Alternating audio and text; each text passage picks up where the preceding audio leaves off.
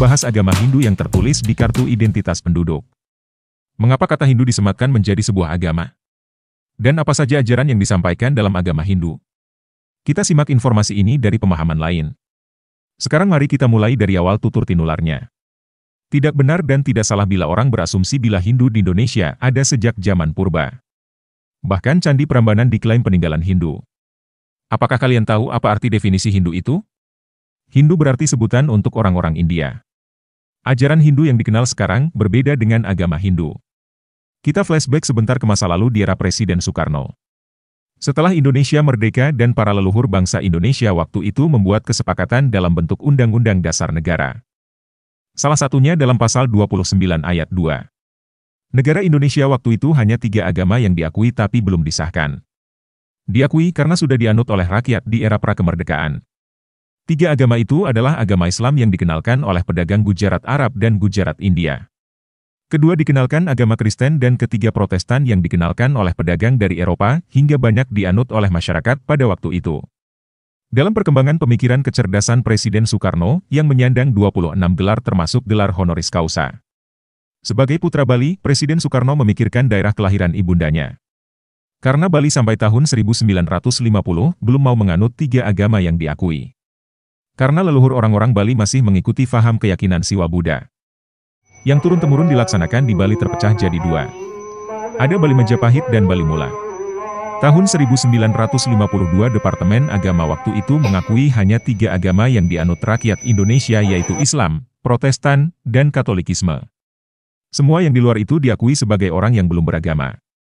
Semua tradisi di Nusantara termasuk kebatinan Jawa digolongkan sebagai aliran kepercayaan kesukuan. Menariknya, kebatinan Jawa sebenarnya menganut ajaran monoteistik. Dan Bali anut Siwa Buddha, Purusa Predana, Lingga Yoni.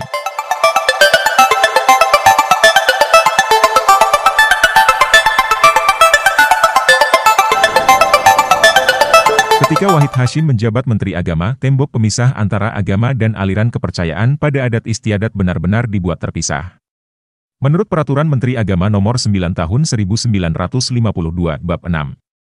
Aliran kepercayaan termasuk Siwa Buddha diartikan suatu faham dogmatis, terjalin dengan adat istiadat hidup dari berbagai macam suku bangsa, lebih-lebih pada suku bangsa yang masih terbelakang. Pokok kepercayaannya, apa saja adat istiadat hidup nenek moyangnya sepanjang masa itu dianggap terbelakang. Sedangkan agama didefinisikan seturut garis pemahaman Judais Kristiani Muslim yang monoteistik faham satu Tuhan sebagai faham kemajuan. Bila suatu komunitas ingin diakui beragama, mereka mesti menganut ajaran monoteistik yang diakui secara internasional yang diajarkan oleh seorang nabi. Melalui ceramah atau buku-buku sucinya. Dan agama-agama yang disebutkan, semua agama dibawa pedagang dengan sistem modal kecil untung besar. Gejolak kepolosan orang Bali akhirnya meminta Presiden Soekarno mengambil keputusan untuk mensahkan agama untuk rakyat Bali. Bila beragama dianggap orang cerdas dan berfaham adat nenek moyang dianggap orang idiot animisme.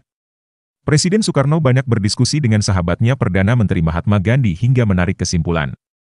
Maka tahun 1959 dirumuskan keputusan Presiden untuk orang Bali supaya mempunyai agama dan biar dikategorikan sebagai orang cerdas.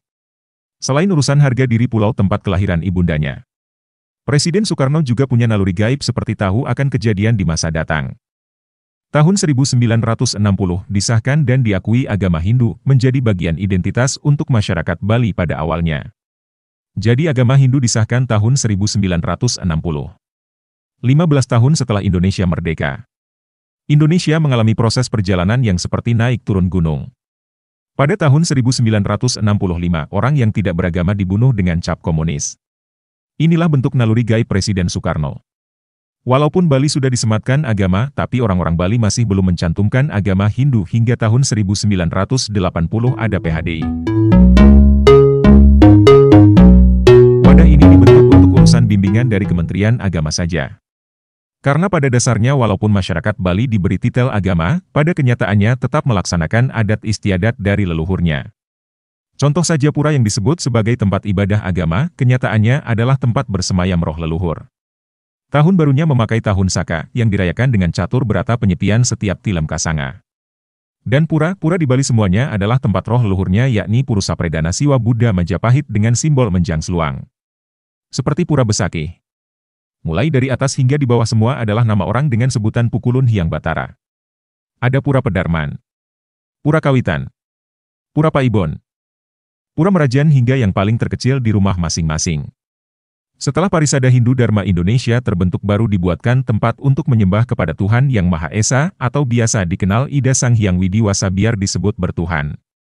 Dibuat dengan bangunan Padmasana terbuka. Dengan nama Pura Penataran Agung sesuai Kosala Kosali. Sangat berbeda tata cara dengan orang-orang Hindustan. Dan orang-orang beragama Hindu di luar Bali. Bahkan banyak orang Hindu India heran di awalnya kenapa mereka tidak memakai bahasa India. Mulai dari pemangku hingga Ratu Sulinggih. Tapi malah menggunakan bahasa Jawa kuno seperti yang dipakai dasar negara dan nama-nama di lembaga tentara dan kepolisian Republik Indonesia. Apa kalian tahu kata-kata julukan yang dipakai kedua lembaga tersebut? Bila tahu tulis di komentar. Salam Bhinneka Tunggal Ika Tanhana Dharma Mangrua. Aum Santi. Santi. Santi Aum.